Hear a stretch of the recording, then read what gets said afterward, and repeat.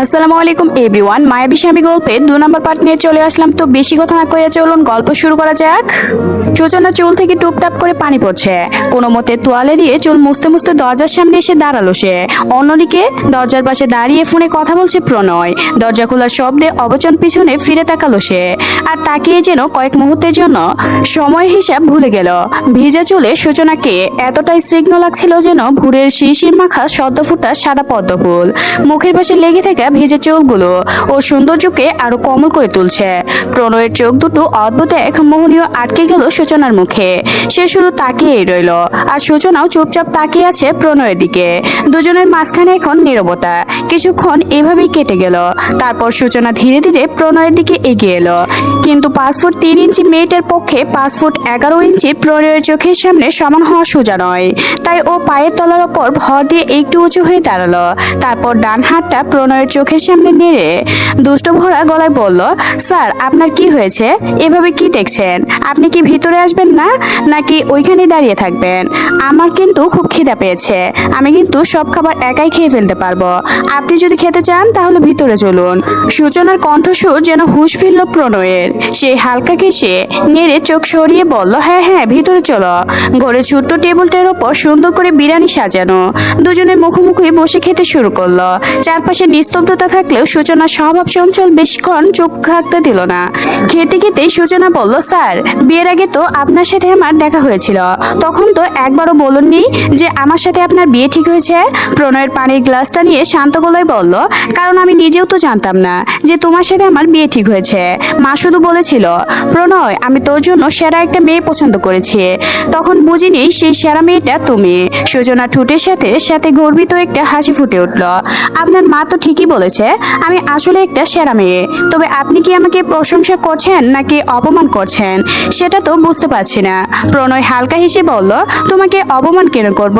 বরং তুমি আগে বলো, তুমি সত্যিই জানতে না যে আমার সাথে তোমার বিয়ে ঠিক হয়েছে?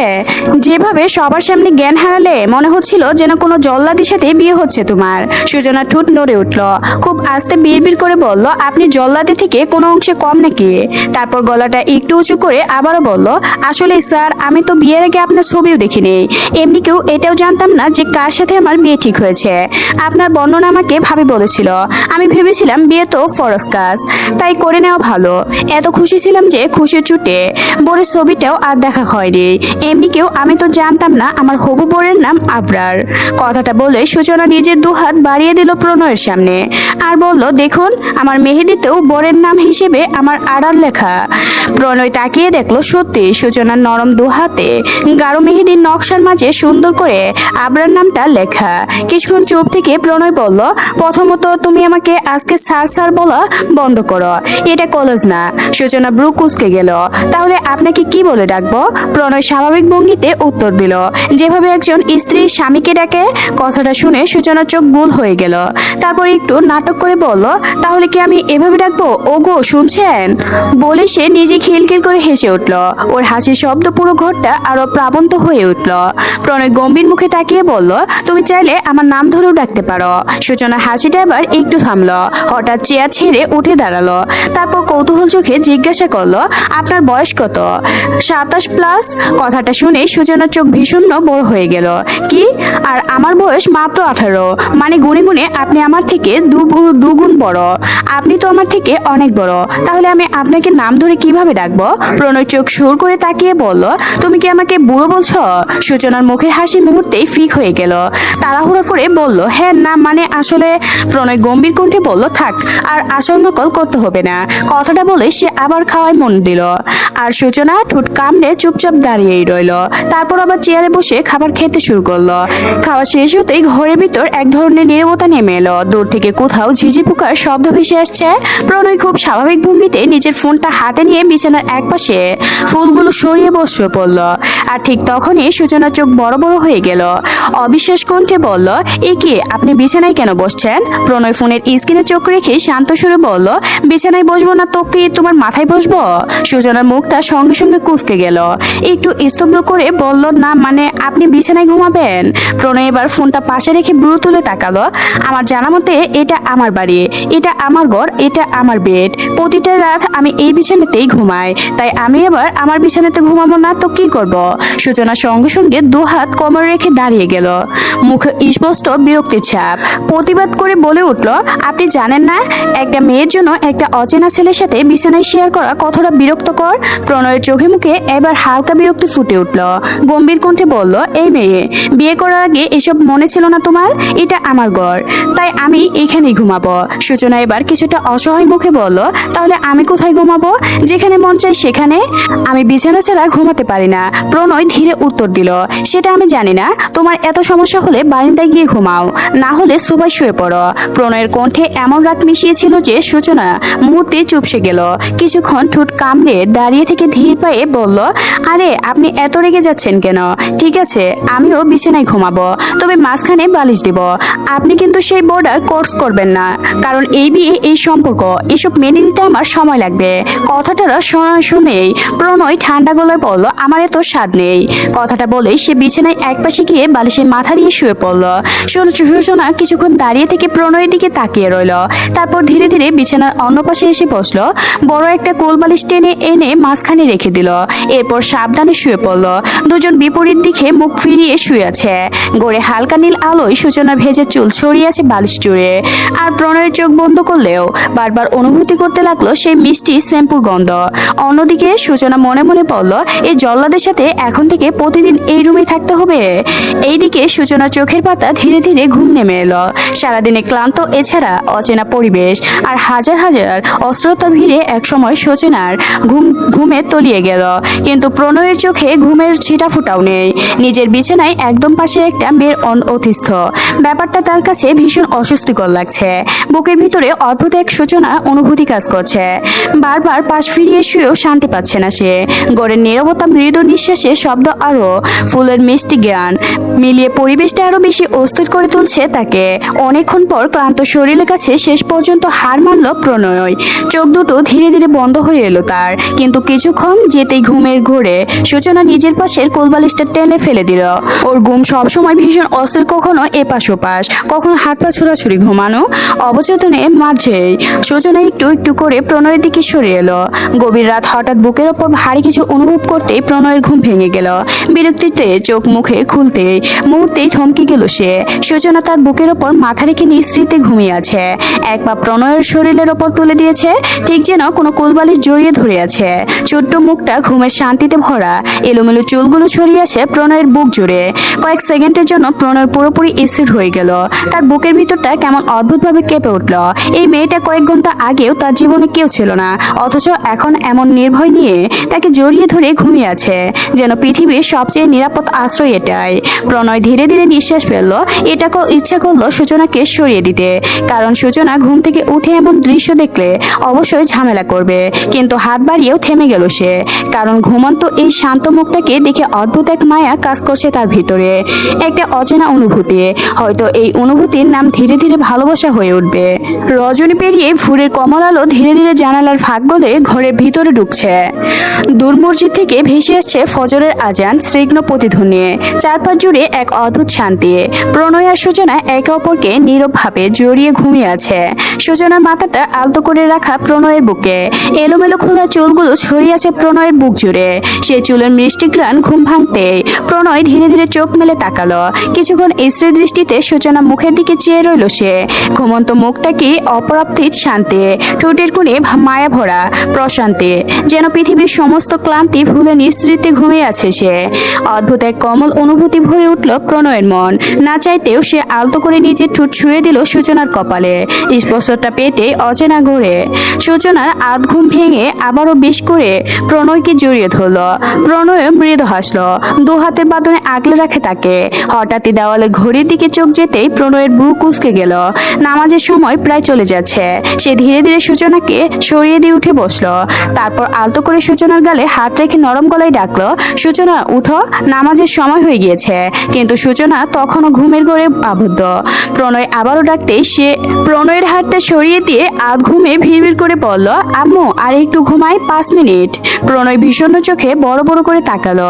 আম্মু, আমি তোমার আম্মু। সূচনা চোখ নাত খুলে বিরক্তি গলায় বলল, উফ আম্মু প্লিজ আর একটু ঘুমাতে দাও না।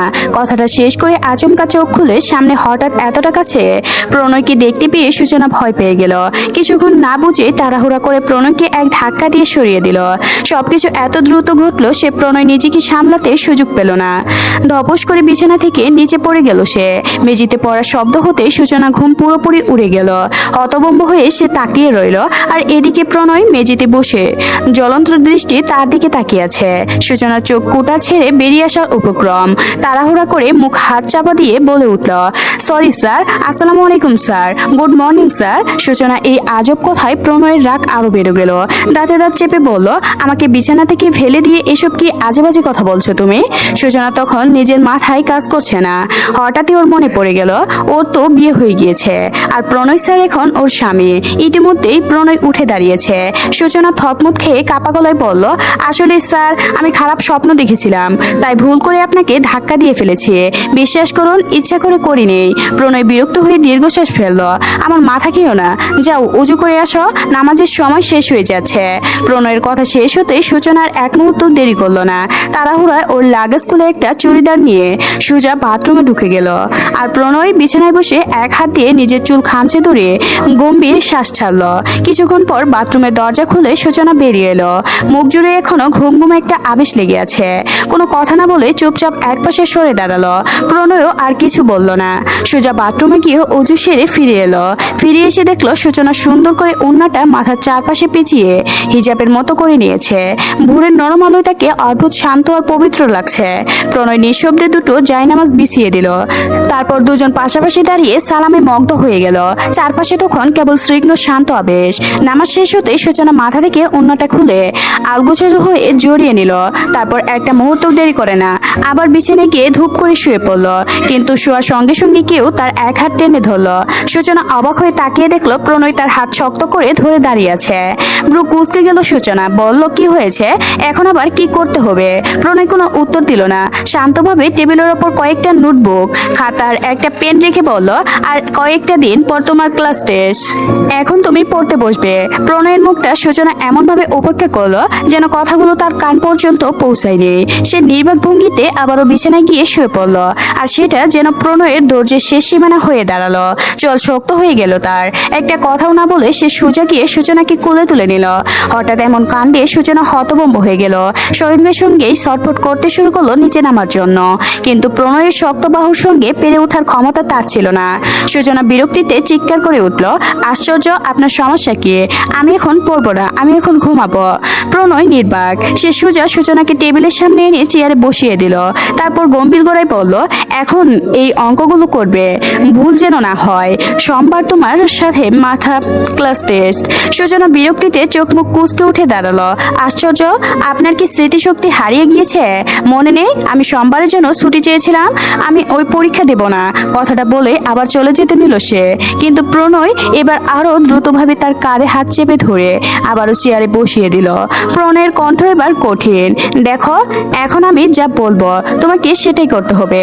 তোমার পড়াশোনার অবস্থা ভীষণ খারাপ, তাই এখন তোমাকে পড়তেই হবে। আর আমি নিজেই তোমাকে পড়াবো। সূচনা ঠোঁট ফুলিয়ে বিরক্তি গলায় বলল, আমি পড়াশোনা করবো না বলেই তো বিয়ে করেছি। কথাটা শুনে প্রণয় কিছু মুহূর্ত নির্বাক হয়ে রইল। সে বুঝতে পারলো না হাসবে নাকি মাথায় ধরে হাঁটবে। শেষমেশ নিজেকে শান্ত গলায় বলল, বিয়ের সঙ্গে পড়াশোনার সম্পর্ক কি? বিয়ে হয়েছে বলে কি পড়া বন্ধ করে দিতে হবে? তুমি পড়াশোনা করবে না? সূচনা গু হয়ে দাঁড়িয়ে বলল, হ্যাঁ করব না।